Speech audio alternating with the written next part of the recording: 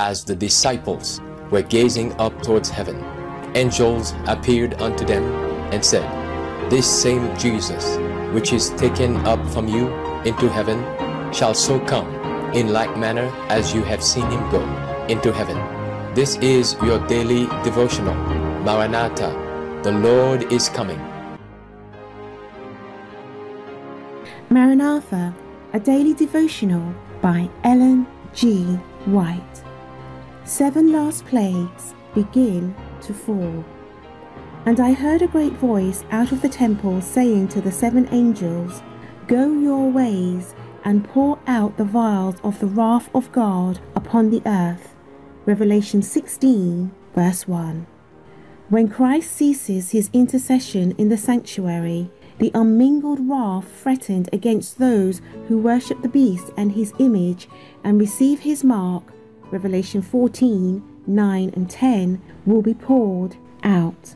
The plagues upon Egypt, which God was about to deliver Israel, were similar in character to those more terrible and extensive judgments which are to fall upon the world just before the final deliverance of God's people. Says the Revelator, in describing those terrific scourges, there fell a noisome and grievous sore upon the men which had the mark of the beast, and upon them which worshipped his image. The sea became as the blood of a dead man, and every living soul died in the sea. And the rivers and fountains of waters became blood. Terrible as these inflictions are, God's justice stands fully vindicated. The angel of God declares, Thou art righteous, O Lord, because thou hast judged thus. For they have shed the blood of saints and prophets, and thou hast given them blood to drink, for they are worthy. Revelation 16, 2-6. By condemning the people of God to death, they have as truly incurred the guilt of their blood as if it had been shed by their hands. In the plague that follows, power is given to the sun to scorch men with fire, and men were scorched with great heat. These plagues are not universal, or the inhabitants of the earth would be wholly cut off. Yet they will be the most awful scorches that have ever been known to mortals.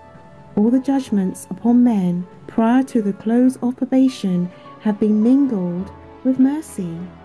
The pleading blood of Christ has shielded the sinner from receiving the full measure of his guilt, but in the final judgment, wrath is poured out unmixed with mercy.